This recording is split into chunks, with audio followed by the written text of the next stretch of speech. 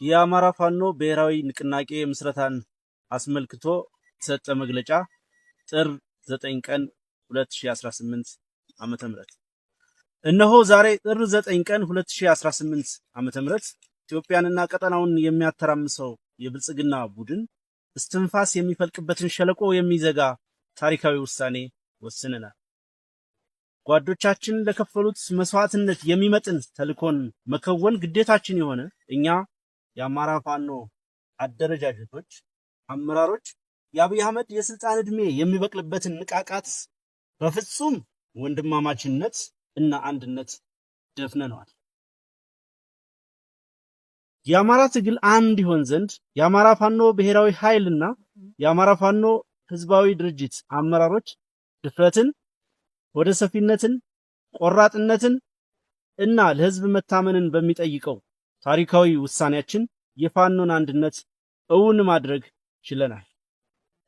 ለመላው የአማራ ህዝብ እንዲሁም ለመላው ኢትዮጵያውያን እንኳን ደስ ያላችሁ፣ እንኳን ደስ ያለን። አንድ መሪ፣ አንድ ድርጅት ሰይመናል።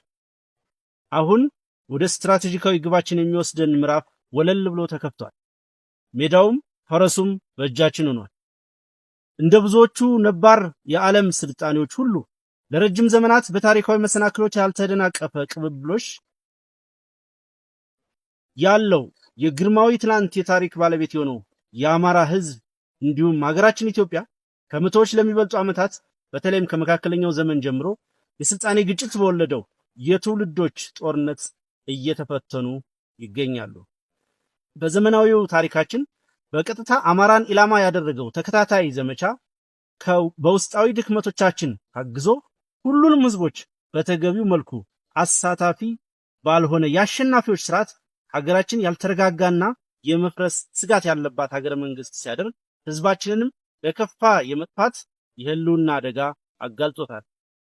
ይህንን በራሳችን ወገኖች ኢትዮጵያውያን ባለቤትነትና ቅጥረኝነት የሚመራ ውስብስብ ሀገራዊና ህዝባዊ አደጋ ለመረዳትና የጋራ መግባባት ለመፍጠር ብሎም መፍትሄ ለማበጀት ብዙ ማገዶ ፈጅቶብናል።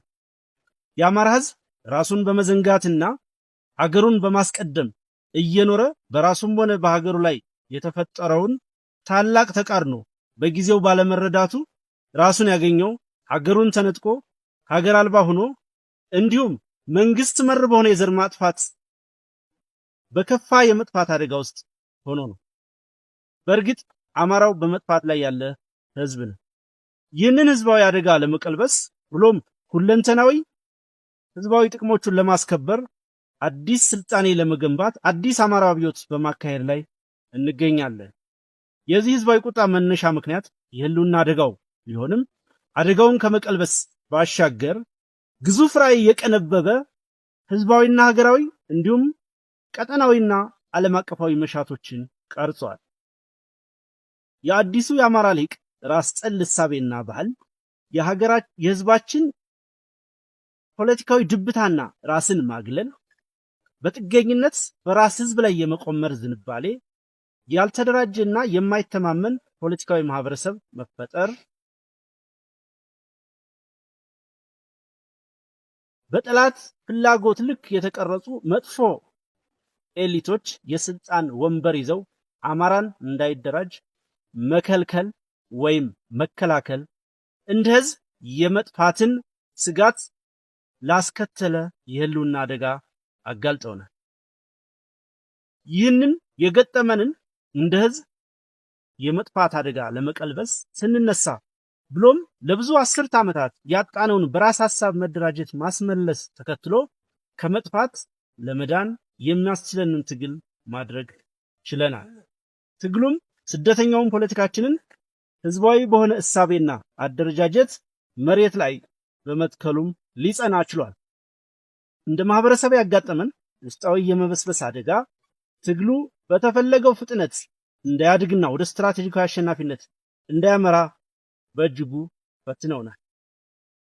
ጠላቶቻችን በየጊዜው የተቃርኖ ቅኝትን ወደ ውስጥ በማስረግ ብሔራዊ አንድነታችንን ፈትነውታል። ይሁንና አዲሱ ትውልድ በፍጹም ብሔራዊ ቁጭት በመነሳት ይህንን ፈተና በጀግንነት ተጋፍጦታል። አሸንፏል። በዚህም ከውድቀት የሚነሳበትንና ከልዩነት ግርዶሽ ወደ ብሔራዊ አንድነት በመሻገር ህዝባዊ አሸናፊነት የሚያረጋግጥበትን ብሔራዊ ንቃት ተጠቅሞ የአደረጃጀት አንድነትን በትግል ለማሳካት ችሏል። ባለፉት ጊዜያት ባልተማከለ አደረጃጀት በቁርጠኝነት በተከፈለው የህይወት መስዋዕትነት የተገኙ ድሎች የአገዛዙን የስልጣን ምንጭ የሆነውን የመከላከያ ሰራዊት በማፈራረስ አገዛዙን ተራ የ4 ኪሎ ሸማቂ እንዲሆን አድርገነዋል። ትግሉ ያልተማከለ አደረጃጀት ስልትን መጠቀሙ ተለዋዋጭ እና ለአገዛዙ እንዳይመች በማድረግ በአጭር ጊዜ አገዛዙን በማያንሰራራበት ደረጃ ማዳከም ተችሏል። የአገዛዙን ጀነራሎች የጦር አዛዥነታቸውን ረስተው ምላሳቸው ብቻ የቀራቸው ተራ ካድሬዎች አድርገናቸዋል። የትግሉ የመጀመሪያው ምዕራፍ በድል በመጠናቀቁ የአገዛዙ ሰራዊት እየፈራረሰ በመሆኑ ፋኖ ወደ ተተኪ ሰራዊትነት ማደግ ስላለበትና ፖለቲካውን አደራጅቶ መምራት በማስፈለጉ አንድ የፋኖ አደረጃጀት ለመፍጠር በተደጋጋሚ ጥረቶች ተደርገዋል። በሂደቱም የትግሉ የእድገት ደረጃ የራሱን ድርሻ የሚወስድ ቢሆንም ነባር የተቃርኖ ቅኝቶች እና ሰራጊ የፍላጎት ቡድኖች ጣልቃ ገብነትና መርዛማ የጠላት እጆች ዋና ፈተናዎቻችን ነበሩ። እነዚህን ውስጣዊ እና ውጫዊ ችግሮቻችንን ተቋቁመን በዚህ የተባረከ ቀን ዛሬ የአንድነት ሪባን ተቆርጧል። አንድ ሆነናል። በድጋሚ እንኳን ደስ ያለ። በዚህ የአደረጃጀት አንድነት የአማራ ትግል ነባርና ብልሹ ራስ ጠልና በታኝ እሳቤና አሰላለፎችን አሸንፏል። ጎታች ከሆኑ አሰላለፎች በመላቀቅ የውድቀት ረግረግን በብሔራዊ ንቃቱ ተሻግሯል። በሰራዊቱና በደጀኑ ህዝብ ውስጥ ሲብሰለሰል የኖረውን ጥያቄ መልሷል። በአማራ አንድነት ላይ የነበሩ የተሳሳቱና አሉታዊ ምልከታዎችን አርሟል። ዛሬ የአማራ ፋኖ ብሔራዊ ንቅናቄ ሲመሰረት በቀደሙ የአደረጃጀት አንድነት የማምጣት ሂደት ወቅት የታዩ ድክመቶችና ክፍተቶችን በማረም እንዲሁም የሁሉንም ባለድርሻ ተሳትፎና ትምምን በመፍጠር ጭምር ነው። ይህ ውህድ ድርጅት የዓላማና የአስተሳሰብ አንድነት ላይ የተመሰረተ ነው። በዚህም ድርጅታችን የሚመራበት ርዕዮተ ዓለም የአማራ ብሔርተኝነት ሲሆን ይህም የወቅቱን የህልውና ትግል ከማሸነፍ ጀምሮ በዘላቂነት የህዝቡን ህልውና እንዲሁም ማንነቱን በማረጋገጥ መብትና ጥቅሞቹን ለማስከበር የምንታገልበት የአስተሳሰብ ቅኝት ይሆናል። የአማራ ብሔርተኝነት በራስ በቅነት ሁለንተናዊ ውስጣዊ አቅምን በመገንባት በሀገራዊ ዲሞክራሲያዊ አንድነት ማዕቀፍ ውስጥ የህዝባችንን ህልውና በማረጋገጥ መብትና ጥቅሞቹን በማስጠበቅ የሌሎች ኢትዮጵያውያን የቡድንና የግለሰብ መብቶች የሚከበርበት ስርዓት በማንበር በፍትሃዊና ሰላማዊ አብሮነት የሀገር ቀጣይነት ለማረጋገጥ የሚተጋ ነው። በርካታ ቀናትን በወሰደ ጥልቅ ፖለቲካዊ ውይይቶች ቅንነትና ወንድማማችነትን ያስቀደመው የድርጅታችን ምስረታ ሂደት በርካታ ምዕራፎችን ያለፈ ነው።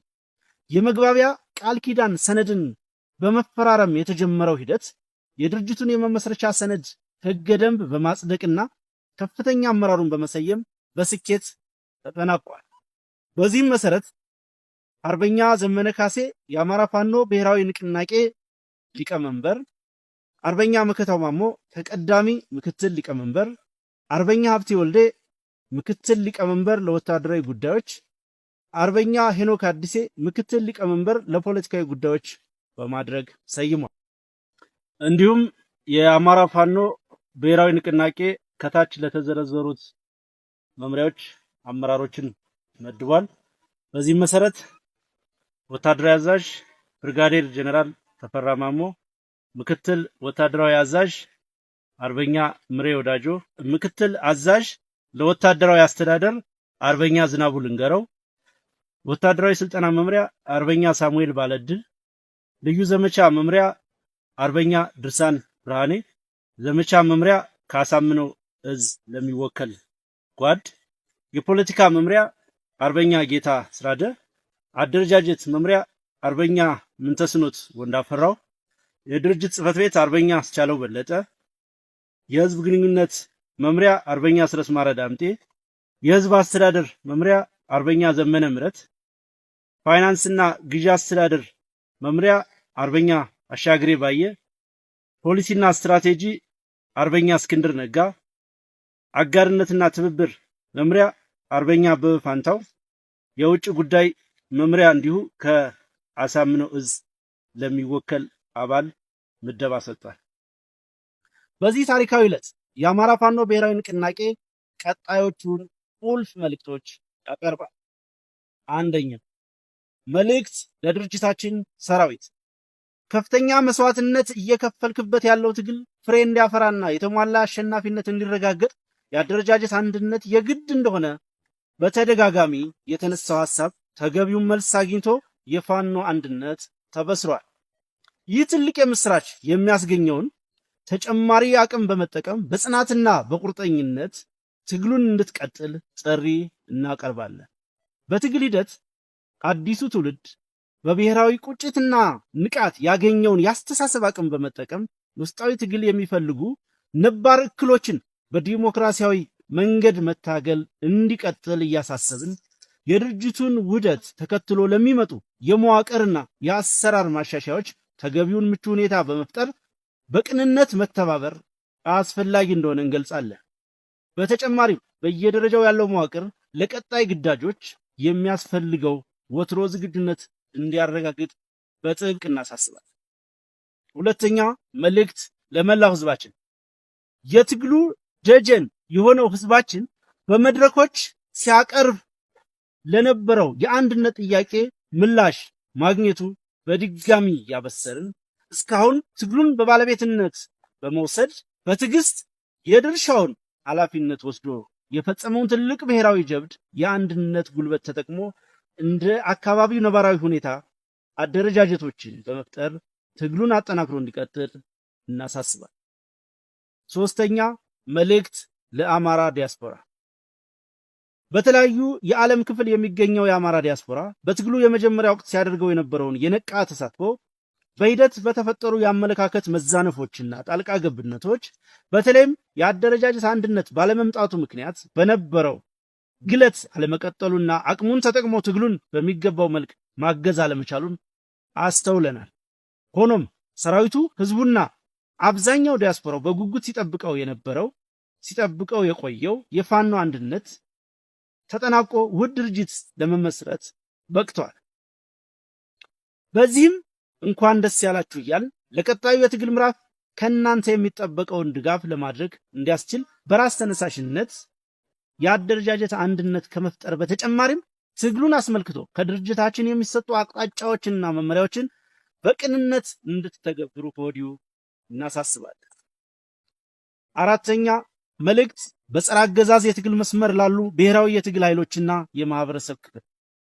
ሀገራችን አሁን ባለችበት ነባራዊ ሁኔታ በይፋ የዘር ፍጅት ያልታወጀበትና የህልውና አደጋ ያላንዣበበበት ኢትዮጵያዊ ወገን አለ ብለን አናምንም። ሁሉም ህዝብ ህልውናው አደጋ ውስጥ ነው። ኢትዮጵያ የገደል ጠርዝ ላይ ናት። በመሆኑም የፋኖ ትግል ለአማራ ህዝብ ህልውና እና ለሌሎች ኢትዮጵያውያን ወገኖችም ጭምር ፖለቲካዊ መዳን ወሳኝ መፍትሄን ያዘለ ነው። የአማራ ድል ለጉራጌውም፣ ለትግሬውም፣ ለኦሮሞውም፣ ለጉምዙም፣ ለአፋሩም፣ ለሶማሌውም፣ ለወላይታውም፣ ለሲዳማውም፣ ለጋሞውም እና ለሌሎችም ህዝቦች ድል ነው። በመሆኑም ሁሉም የፖለቲካ ቡድንና ልሂቃን በጋራ በመቆም ለጋራ ዕጣ ፈንታ መታገል ይኖርባቸዋል። የዳር ተመልካች መሆን ለወረፋ ጥቃትና ጥፋት ይዳርጋልና። አብይ የአፍሪካ ቀንድ ሹል ቀንድ ነው። ሁሉንም እየወጋ ሁሉንም እያደማ ነው። ሁሉንም የቀጠናው ህዝቦች ቤት በእጁም በእግሩም እየረበሸ ነው። ስለሆነም ዘራፊውን የአብይ አህመድ አገዛዝ ለማስወገድ ኢትዮጵያውያን ወገኖች ብቻ ሳይሆኑ የቀጠናው ኃይሎች መተባበር አለባቸው። ይህን አገዛዝ ለማስወገድና ቀጠናውን ለማረጋጋት የሚደረጉ ትብብሮች በሙሉ ትክክል ናቸው። የቀጠናው ህዝቦች እረፍትና ልማት ይሻሉ፣ ይገባቸውማል። አረመኔው አገዛዝ የሚከተለው ከፋፍሎ የማጥቃት የማስጠቃት ስልት ጊዜያዊ የስልጣን እፎይታ የፈጠረለት ቢሆንም ይህንን በመገንዘብ በትብብር አገዛዙን በማስወገድ ላይ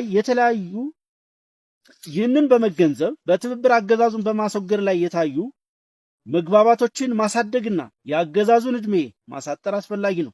ለዚህም የፋኖ አንድነት የፈጠረውን ተጨማሪ አቅምና እድል እንዲሁም በስካሁኑ ሂደት በጸረ አገዛዝ ትግሉ አስፈላጊነት ላይ የታዩ መግባባቶች በተሟላ ሁኔታ በማቀናጀት የዘር ማጥፋቱን ጦርነት ከመመከት ወደ ስትራቴጂካዊ ማጥቃት በመቀየር አገዛዙን ለማስወገድ እንድንሰራ ጥሪ እናቀርብላችኋለን። 5 መልእክት ለዓለም አቀፉ ማህበረሰብ። አብይ አህመድ መሩ የብልጽግና አገዛዝ ስልጣን ከያዘበት ጊዜ ጀምሮ ላሉት ወደ 8 ለሚጠጉ ዓመታት በህዝቦች ላይ ከፍተኛ እልቂት መፈጸሙ እንደሚታወቅ እሙን ነው። አገዛዙ ሀገሪቱን የማያባራ ጦርነት ውስጥ በማስገባት በሁሉም ክልሎች ከፍተኛ የሰብአዊ ውድመት፣ ኢኮኖሚያዊ ድቀትና ማህበራዊ ቀውስን አስከትሏል። ይህ አገዛዝ ጸረ ህዝብ በመሆኑ ከችግሩ የማይታከም ከስህተቱ የማይማርና አንዳች ተአማኒነት ያልታየበትም ነው። የአገዛዙ የጦረኝነት ባህሪ ከኢትዮጵያ ውስጣዊ ችግር አልፎ ቀጠናዊ ሰላምና መረጋጋት ላይ ተጨባጭ አደጋ ከፈጠረ ውሎ አድሯል። አገዛዙ በአማራ ህዝብ ላይ ያወጀው የዘር ማጥፋት ጦርነትና የተከተለው የህልውና አደጋ ጦርነቱን ከመቀልበስ ውጭ ሌላ አማራጭ ባለመኖሩ ፋኖ በህዝባዊ የትግል መስመር አገዛዙን ላለፉት 30 ወራት እየታገለም ይገኛል። ከፋኖም በተጨማሪ ሌሎች ጸረ አገዛዝ ብሔራዊ ኃይሎች በዚህ ህዝባዊ የትግል መስመር ውስጥ የህዝባቸውን ሁሉና ለማረጋገጥ በትግል ላይ ይገኛሉ። ይህንን ህዝባዊ ሀገራዊ ብሎም ቀጠናዊ አደጋ ማስወገድ፣ የህዝብን ደህንነት ማረጋገጥ ብሎም ተራዛሚ ቀጠናዊ ጦርነቶችን ማስወገድ ዓለም አቀፉ ማህበረሰብ ትኩረት የሚሰጠው ጉዳይ እንደሆነ እናምናለን። ከዚህም በመነሳት ጸረ ህዝብና ጸረ ሰላም ለሆነው የብልጽግና ኃይል የሚደረገውን ድጋፍ በማቆም እንዲሁም አስፈላጊውን ጫና በማድረግ የአገዛዙን የጥፋት አቅም በማሳጣት እንድትተባበሩ ጥሪ እናቀርባለን።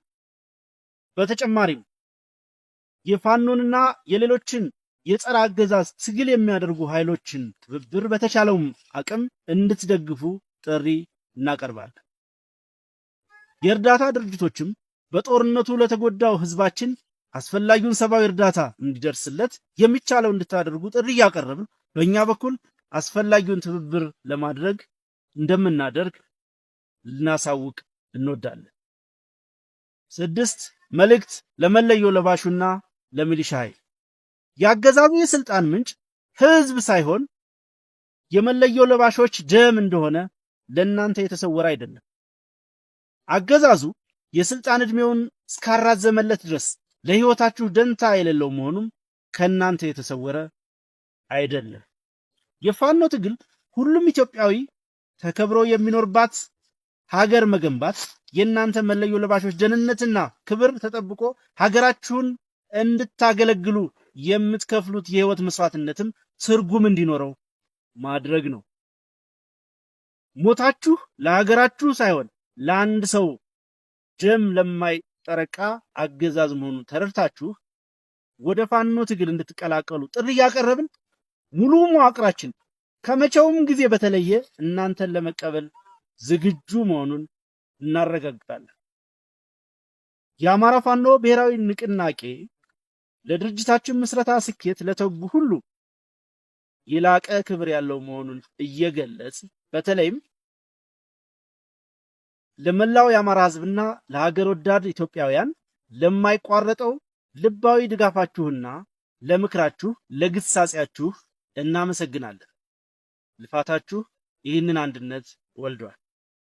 ለመላው የፋኖ አባላት ለፍጹም ንጹህ ጓዳዊ ግፊታችሁና አንድነት ናፋቂነታችሁ እናመሰግናለን።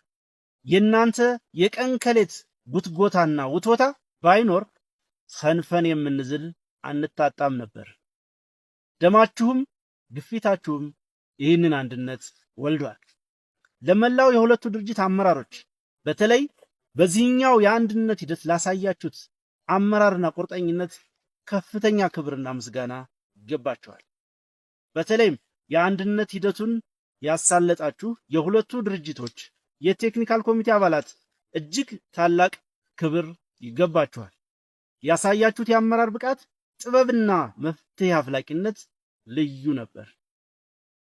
ሂደቱን ለታዘቡ ሽማግሌዎች በልዑል አስፋወሰን አስራተ ካሳ የሚመራው እና አምባሳደር ብርሃነ መስቀል ነጋ እና ሻለቃ ዳዊት ወልደ ጊዮርጊስን ጨምሮ 7 አባላትን ያካተተው የታዛቢዎች ቡድን ሂደቱን በገለልተኛነት በመከታተል ቴክኒካል ኮሚቴው በጠየቃቸው ጊዜ ሁሉ ደግሞ የመፍትሄ ሐሳብ በማቅረብ ላደረጉት አስተዋጽኦ ታላቅ ክብርና ምስጋና እናቀርባለን። በመጨረሻም ድርጅቱን ለማዋለድ ከተከፈለው መስዋዕትነት ባልተናነሰ መልኩ ድርጅቱን በዘላቂነት ለማጽናት የሚገጥሙ ፈተና በመሆኑም ሁሉም የፖለቲካ ቡድንና ሊቃን በጋራ በመቆም ለጋራ ዕጣ ፈንታ መታገል ይኖርባቸዋል። የዳር ተመልካች መሆን ለወረፋ ጥቃትና ጥፋት ይዳርጋልና። አብይ የአፍሪካ ቀንድ ሹል ቀንድ ነው። ሁሉንም እየወጋ ሁሉንም እያደማ ነው። ሁሉንም የቀጠናው ህዝቦች ቤት በእጁም በእግሩም እየረበሸ ነው። ስለሆነም ዘር አጥፊውን የአብይ አህመድ አገዛዝ ለማስወገድ ኢትዮጵያውያን ወገኖች ብቻ ሳይሆኑ የቀጠናው ኃይሎች መተባበር አለባቸው። ይህን አገዛዝ ለማስወገድና ቀጠናውን ለማረጋጋት የሚደረጉ ትብብሮች በሙሉ ትክክል ናቸው። የቀጠናው ህዝቦች እረፍትና ልማት ይሻሉ ይገባቸውማል። አረመኔው አገዛዝ የሚከተለው ከፋፍሎ የማጥቃት የማስጠቃት ስልት ጊዜያዊ የስልጣን እፎይታ የፈጠረለት ቢሆንም ይህንን በመገንዘብ በትብብር አገዛዙን በማስወገድ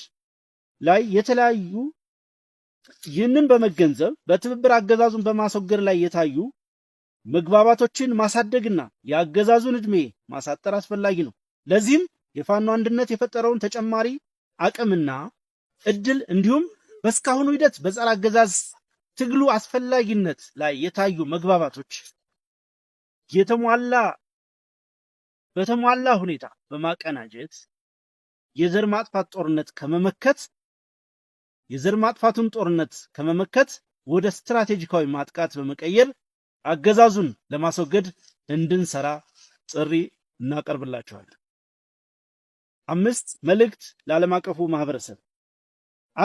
አብይ አህመድ መሩ የብልጽግና አገዛዝ ስልጣን ከያዘበት ጊዜ ጀምሮ ላሉት ወደ 8 ለሚጠጉ ዓመታት በህዝቦች ላይ ከፍተኛ እልቂት መፈጸሙ እንደሚታወቅ እሙን ነው።